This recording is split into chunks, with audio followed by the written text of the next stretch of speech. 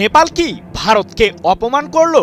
এই অপমানের দায় মানতে পারবেন তো ভারতের প্রধানমন্ত্রী নরেন্দ্র মোদী? কারণ ভারত সরকারের দিকে রীতিমতো চোখ তুলে তাকিয়েছেন সদ্য ক্ষমতায় আসা নেপালের নতুন প্রধানমন্ত্রী বালেন্দ্র শাহ, যার মাধ্যমে দুই দেশের কূটনৈতিক সম্পর্কের টানাপোড়েনে নতুন মাত্রা যোগ করেছেন তিনি। হঠাৎ কি এমন লঙ্কাকাণ্ড ঘটালেন সাবেক এই র্যাপার?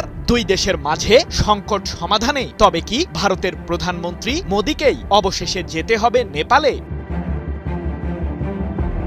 দুর্নীতি, স্বজনপ্রীতি, অর্থনৈতিক অচলাবস্থা এবং ধারাবাহিক অস্থিতিশীলতার প্রতিবাদে গত বছরের সেপ্টেম্বরে নেপালের তরুণ সমাজ নেমে আসে রাজপথে। তীব্র বিক্ষোভের মুখে দেশটির তৎকালীন প্রধানমন্ত্রী কেপি শর্মা ওলি নিজের পদ থেকে সরে দাঁড়ান, যার মাধ্যমে নেপালে তৈরি হয় নতুন রাজনৈতিক সংকট। অবশ্য তরুণদের মাধ্যমে ঘটা সেই বিক্ষোভে নেতৃত্বের ভূমিকায় ছিলেন দেশটির রাজধানী কাঠমান্ডুর সাবেক মেয়র বালেন্দ্র শাহ। নিজের বানানো র‍্যাপ মিউজিকের মাধ্যমে তরুণ সমাজকে সরকার বিরোধী আন্দোলনে সে সময় উৎসাহ যোগান বালেন্দ্র।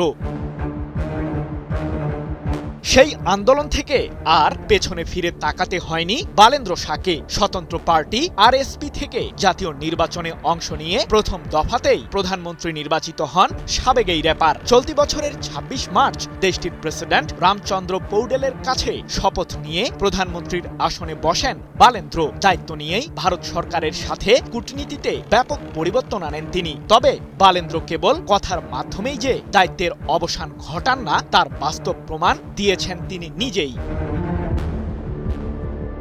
গত কয়েক বছর ধরেই নানান ইস্যুতে ভারতের সাথে নেপালের কূটনৈতিক সম্পর্কে টানাপোড়েন চলছে। বিশেষ করে নেপালের সাবেক প্রধানমন্ত্রী কেপি শর্মা ওলির চীনমুখী মনোভাব এবং সীমান্ত সংকট সহ বিভিন্ন ইস্যুতে ভারতের সাথে বিরোধ চলছে দেশটির। দিল্লি ভেবেছিল নেপালের সরকারে পরিবর্তন এলে হয়তো সবকিছুই বদলে যাবে, কিন্তু নতুন প্রধানমন্ত্রীর একটি সিদ্ধান্তকে ঘিরে দুই দেশের কূটনৈতিক মহলে চলছে নানান আলোচনা সমালোচনা।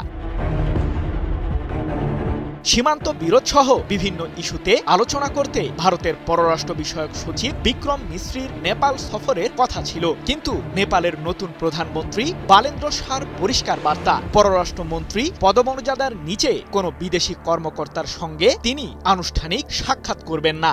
এর ধারাবাহিকতায় তিনি ভারতের পররাষ্ট্র সচিবের সঙ্গে দেখা করতে অস্বীকৃতি জানান। ১১ মে এক প্রতিবেদনে বিষয়টি নিশ্চিত করেছে ভারতের সংবাদ মাধ্যম জি নিউজ। বিশ্লেষকরা বলছেন এর মাধ্যমে ভারত সরকারের উচ্চমহলকে কূটনৈতিকভাবে কঠোর বার্তা পাঠিয়েছেন বালেন্দ্র শাহ। আমি ভরসা রাখি হিরন স্মার্ট ওয়াটার পিউরিফায়ারে। এর আগে নেপালের নতুন এই প্রধানমন্ত্রী মার্কিন সহকারী পররাষ্ট্রমন্ত্রী পল কাপুর এবং মার্কিন দক্ষিণ ও মধ্য এশীয় বিষয়ক বিশেষ দূত সার্জিও গরের সঙ্গেও একই কারণে সাক্ষাৎ করেননি বলে দাবি কূটনৈতিক মহলের। সৃজন মাহমুদ, নিউজ 24।